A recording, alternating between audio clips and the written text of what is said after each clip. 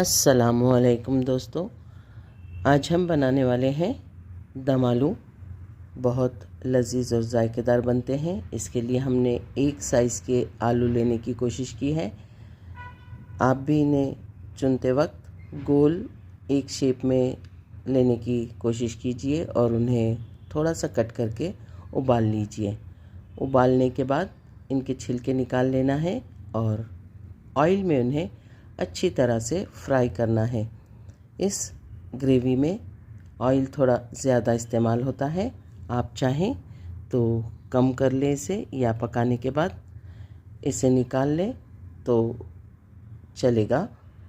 आलू हमने अच्छी तरह से फ्राई कर लेना है, जो कि गोल्डन ब्राउन हो जाना चाहिए। और आलू फ्राई होने के बाद इसे किसी नाइफ़ से या चम्मच से इसमें सुराख कर देना चाहिए, ताकि जब इसकी ग्रेवी बनेगी तो मसाले और नमक मिर्च वगैरह अंदर जाएं। देखिए, आलू खूब अच्छी तरह से हमारे फ्राई हो गए हैं।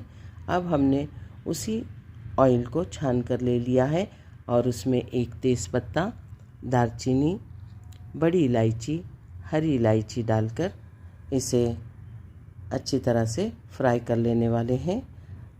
आधा चम्मच इसमें ज़ीरा शामिल किया है।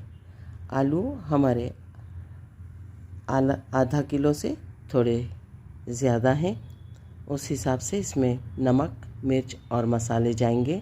देखिए, एक चम्मच इसमें हमने लाल कश्मीरी मिर्च का इस्तेमाल किया है, जो कि तीखी नहीं है, और हाफ़ चम्मच हम इसमें शामिल कर रहे हैं तेज़ तीखा मिर्च का पाउडर, और इसे ऑयल में अच्छी तरह से फ्राई करेंगे। थोड़ा सा पानी शामिल करेंगे ताकि ये जलने ना पाए। एक छोटा चम्मच धनिया का पाउडर भी शामिल करना है।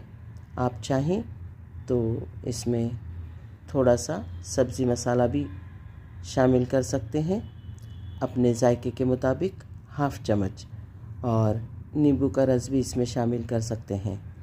हमने थोड़ा सा पानी डाला है ताकि मसाले ऑयल में जलने ना पाए और पानी के साथ खूब अच्छी तरह से पकते रहें।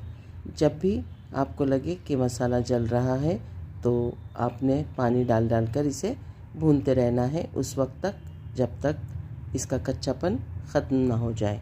हाफ़ चम्मच इसमें हमने शामिल किया है चाट मसाला, और हाफ़ चम्मच इसमें हम दोनों किस्म के नमक शामिल करने वाले हैं, काला नमक और रेगुलर नमक।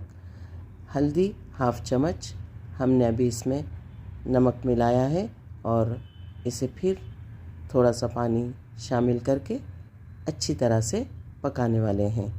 आलू जो हमारे अच्छी तरह से गोल्डन ब्राउन हो चुके हैं, इसे हम एक फोक की मदद से होल कर लेंगे ताकि इसमें तमाम मसाले अच्छी तरह से शामिल हो जाएं। और अब इन मसालों में हम आलू को खूब अच्छी तरह से भूनने वाले हैं।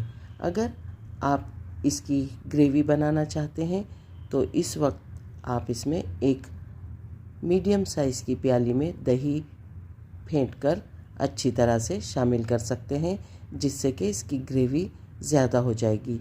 लेकिन हम इसे ग्रेवी वाला नहीं बना रहे हैं, जो मसाले में बनाने वाले हैं और रोटी के साथ सर्व करने वाले हैं, इसलिए इसमें हम दही शामिल नहीं कर रहे हैं। देखिए, हमारी ग्रेवी तैयार है। इसे बनाइए, इसका लुत्फ़ लीजिए। अल्लाह ताला आपके दस्तरख़्वान पर बहुत सारी नेमतें और बरकतें अता फरमाए। अगर रेसिपी पसंद आए तो आपकी दुआओं में याद रखिए।